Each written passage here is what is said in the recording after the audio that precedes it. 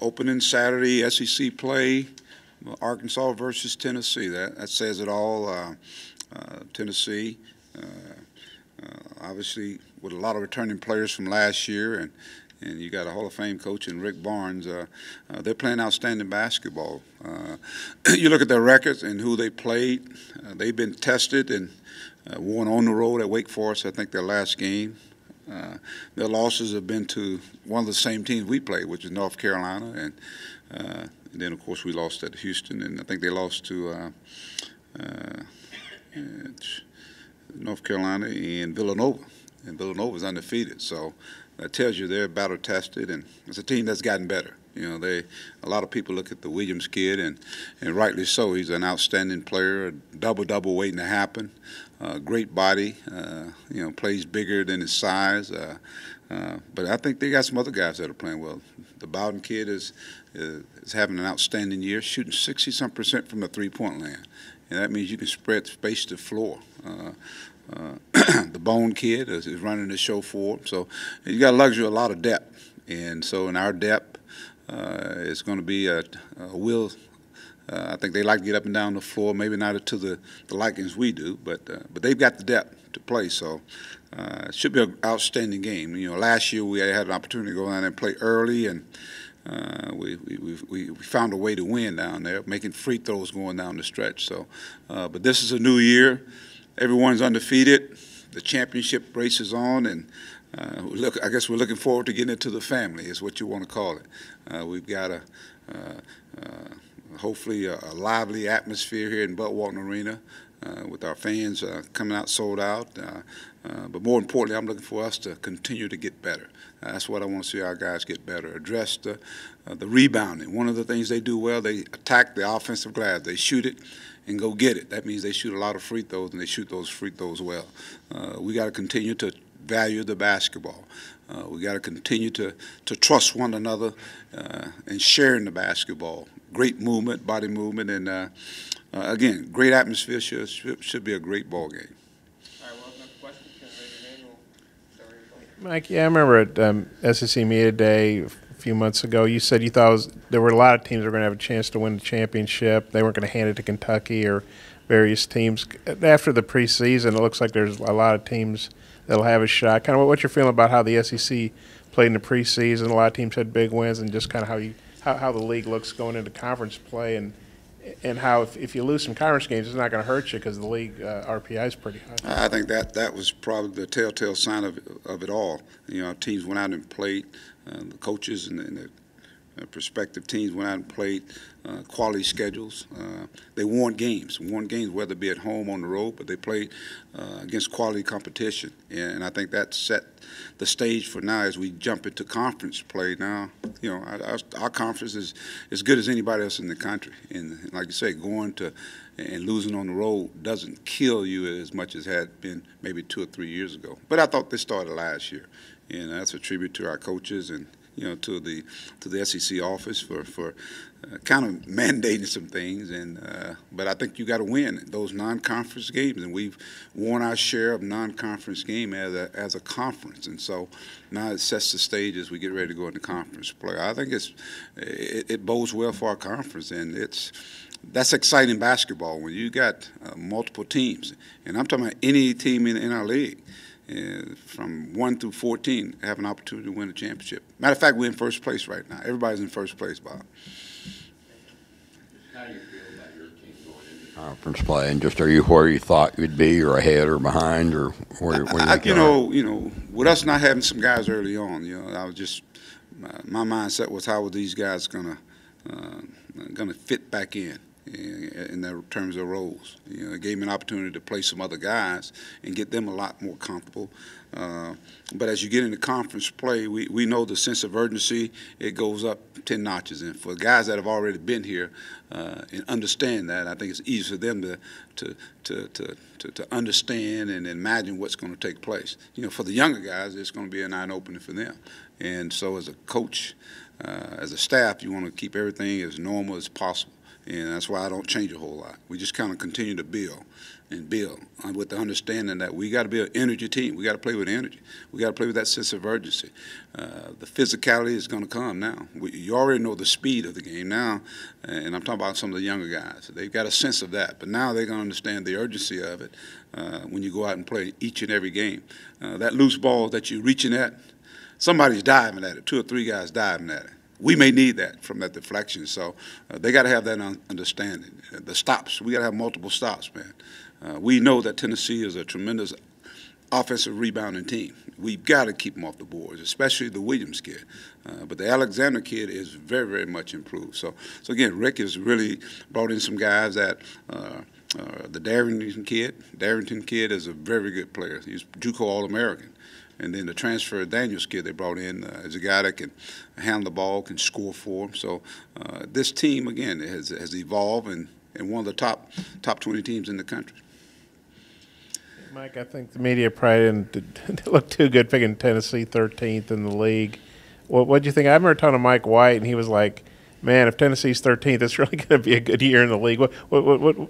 Has Tennessee surprised you? Because they have most of the guys back, but they were 500 last year. No, if you look at Tennessee last year, they were like almost in a lot of games. I mean, for the most part, they almost beat North Carolina at North Carolina. You look at our ball game, that game could have went any way. So they were in a bunch of games that were close. And they got all those guys coming back for the majority of them. The core they had coming back. And, and Rick obviously going to bring in more better talent. But it just shows you what, the media knows, I guess. And you went against Rick in the Big 12. Kind of what's your thoughts on him and the games you guys have had over the years? I just think, his team is always prepared. They don't mind getting up and down the floor with you. That's why I really feel it's going to be a great atmosphere. I think what gets lost is Tennessee's a very good defensive team. I think if you look at what's taking place with their team defensively, I think they've really turned it around this year, and I think they're winning those games. Those games that were close, they're winning those games. So, and most teams are going to mirror that coach. And Rick, you guys had a chance to talk to him. Rick has been around a long time, been a lot of different places, and so he knows about basketball, he knows about players, and he knows how to win. Yeah, just wanted to get your thoughts on Darrell's passing. I think he's like 17 straight assists without a turnover. I think the last one came like in the second half against Minnesota. Well, he's valuing the basketball. I think that's probably experience. That speaks to Darrell, making much better decisions. The good thing about good players is especially coming at this level. Coming from junior college or even high school, the game it kind of goes real fast. But when things start slowing down for you, and you can see it for what it is, and you take advantage of situations and opportunities, and he got a chance to be one of the elite guards in our league without a doubt. And so it just tells me he's focusing on trying to be the best player he can be and help our basketball team win. Games where Darrell didn't score much in the half, or maybe didn't score at all, but he had 7 assists against, I can't remember who that was. And then the other night, he had a lot of assists early. Sometimes when a guy's a scorer and he's not scoring, other parts of his game kind of fall apart. What does it say about Darrell that if maybe he's not shooting much, or maybe they're just not going down, but he's still making plays for other guys? I think he's understanding about winning. A lot of times guys that have scored and been gifted scores, it's about getting their numbers and getting their stats. Now he's understanding, that how can I help this team if I'm not scoring?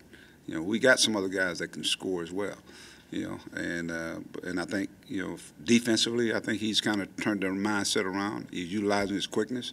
The other night was one of the few times I've seen him where he played so hard in the second half I think in the second half, like the first 4 minutes, that he had to get his hand up to come out. But he was playing efficient basketball, and I think that's what it equates to. Guys get a better understanding of how the whole picture, as opposed to just looking at what I do. How can I impact the team when I'm not scoring? and it's amazing that it creates more harmony on your basketball team. You don't see the ball stoppage anymore. You know, guys are really moving the basketball. And I always talk about the people call it the hockey assist. I think the assist that comes before the assist. To me, that's the most important pass, and we're starting to get that. But it just tells a lot. Says in Daryl's case that that he wants to be a great player and that he's listening.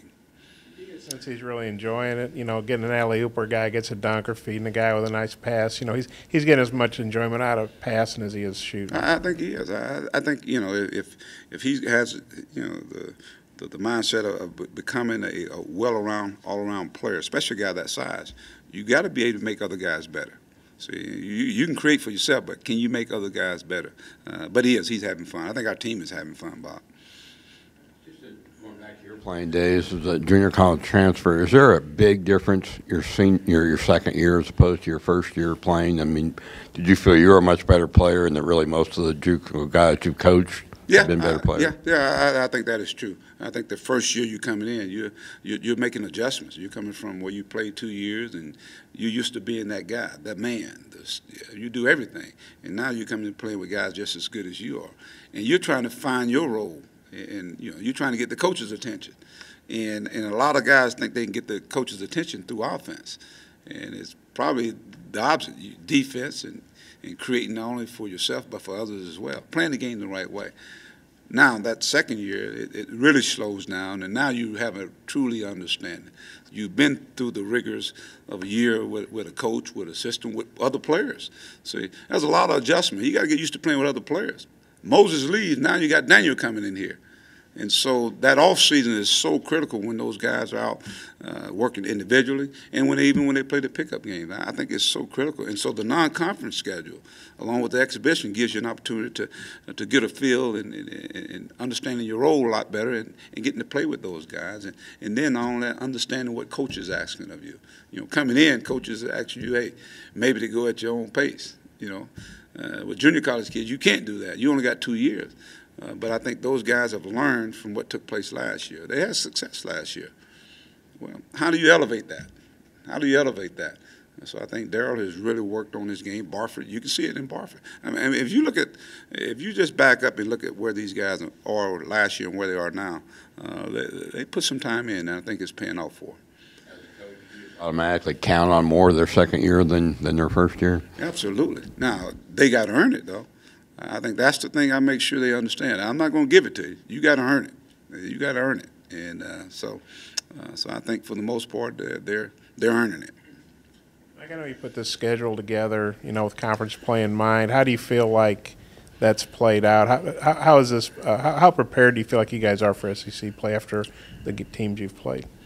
I think, you know, right off the bat, I thought this schedule was it demanded us to come out and really come out swinging, come out and play at a high level, and I think we've done that for the most part. And so, anytime these guys go out and play, you know, there are going to be some lulls at times. You know, I thought in the first half of the game the other night, I thought, you know, that Cal State Bakersfield. I thought they kind of went right back at us, and but then I thought we found that rhythm we've been playing with all year long.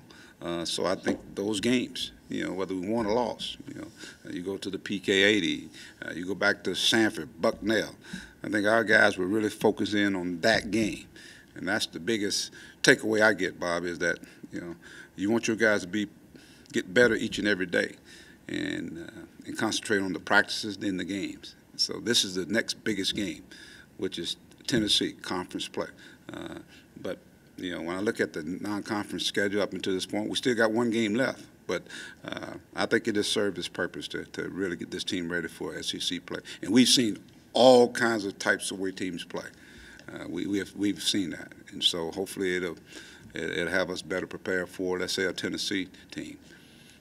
SEC, I think SEC got 5 teams in the NCAAs last year. I know at media days, coaches talked about wanting to increase that. Rick Barnes said yesterday he thinks the league should get 6 in a down year. This obviously in a down year. Kind of what's your feelings about how many teams realistically from the league could get in the NCAAs? Well, I mean, if you look at, you know, where teams are right now, and of course it's not counting conference play, but I think you look at their records. I mean, it's probably one of the better records of any of the conferences out there. And these teams have played really quality schedules. So, you know, I'm not smart like you guys. You know, I can't predict all that. I mean, y'all predict all that stuff. But I think it'd be more teams than we had last year. I really, really do. And you know, once you get into conference play, man, it's gonna be war. I mean, teams are really gonna be going at each other. But we got to do what we always do. We got to protect home, and then go out on that road and play some really quality basketball. I just want us to continue to get better. I think there's a whole lot of room for improvement for our basketball team. But our league, without a doubt, you're not going to go anywhere, and you cannot count this as a W. You got to come with it, whether you play at home or on the road, no matter where you play. And so that means at the end, when it's all said and done, I think you'll see probably even 2 or 3 more teams than we had last year in the tournament.